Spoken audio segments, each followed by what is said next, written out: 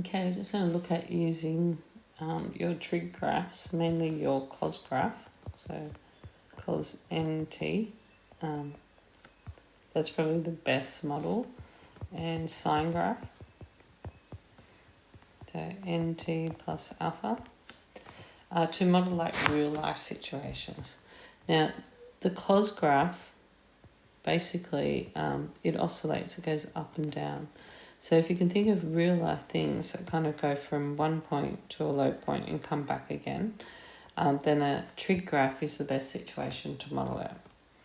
Okay, so basically the cos graph is a really good model, especially like if you're looking at tides and you're looking at things going, say, from high tide down to, say, a low tide. Okay, now there'll be a point in the middle in between high and low, and that's the point that it will oscillate about. The best model for that is a positive cos graph, where the centre is what you shift it up to, and it's what it actually oscillates between. If you started at low tide, then the best model, like say you had, just put that in a bit better than that. So if you started at low tide, so say that was low tide, and you're going up to high tide, and you're trying to find different things from low tide, so say your low tide was in the morning, then this graph here is also a cos graph. The only difference is it is your negative cos graph. And that would be a good model in that situation. If you had a graph that started at 0 and went between 2 points, then the sine graph would be the best model. So sine nt plus c, and that's the c. Okay. All right, what I'm going to do is just going to look at a couple of examples, and we're going to use trigonometry to actually model it. So let's just say on a particular day, the high tide was 10 metres and the low tide was 2 metres. Now, high tide was also at 9 a.m. and low tide was at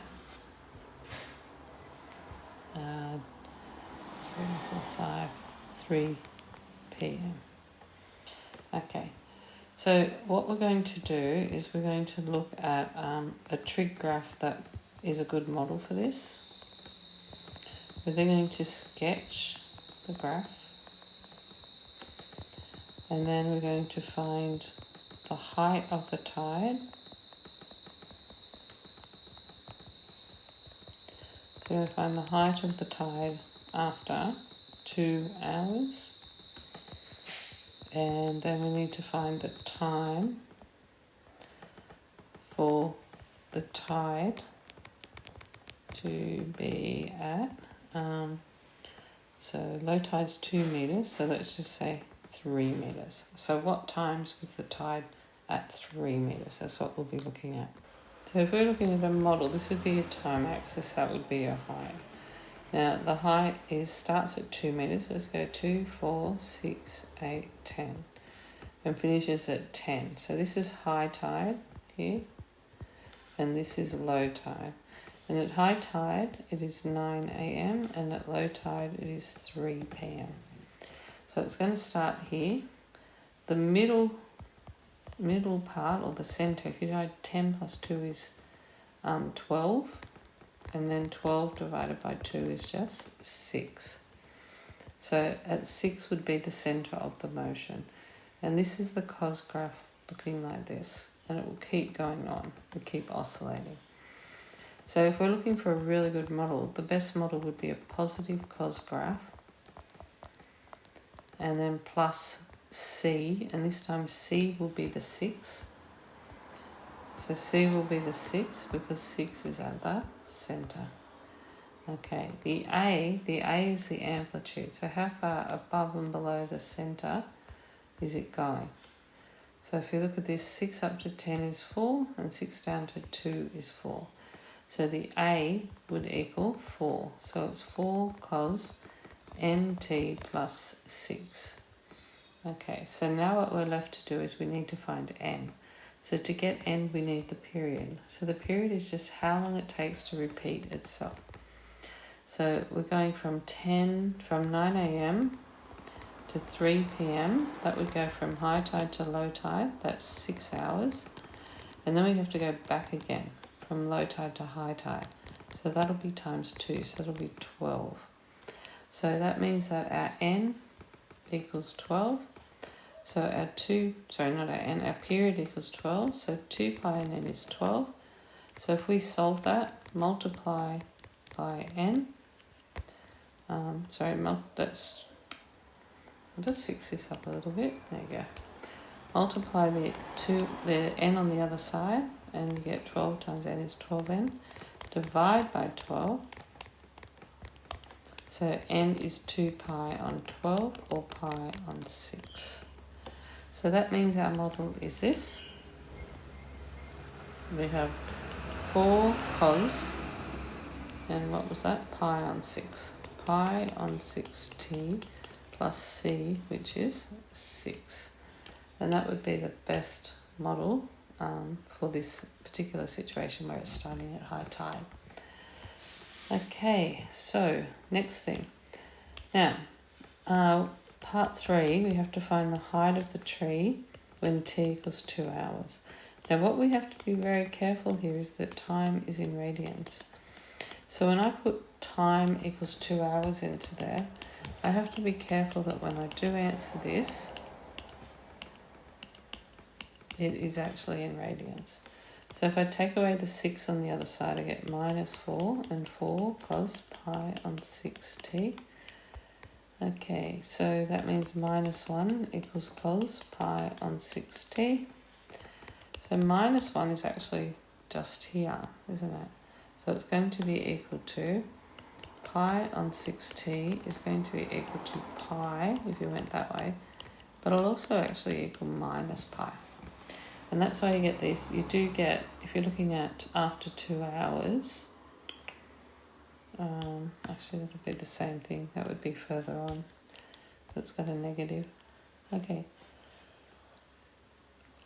So, yeah, because we're going that way, we're going the positive. So it's just pi. So then t would be pi times 6 on pi.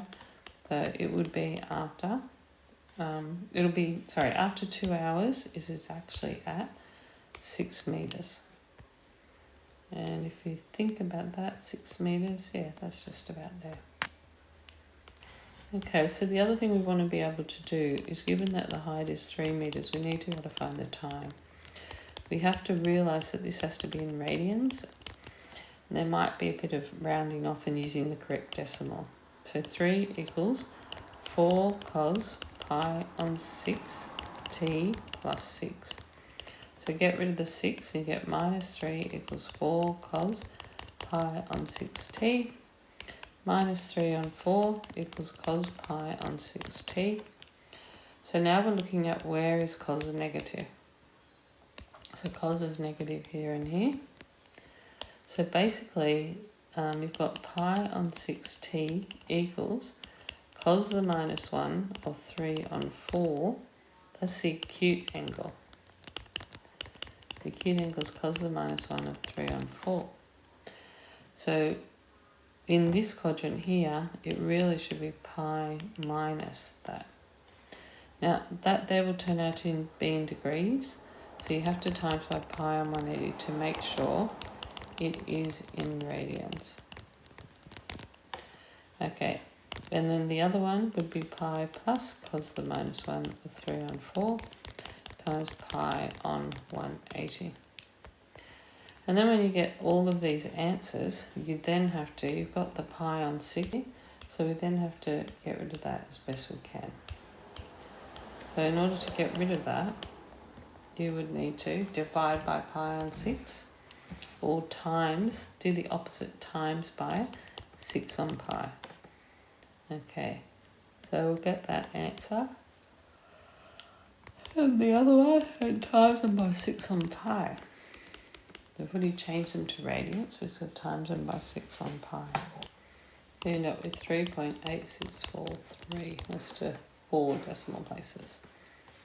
So that's 3.9, and the other one was 2.4.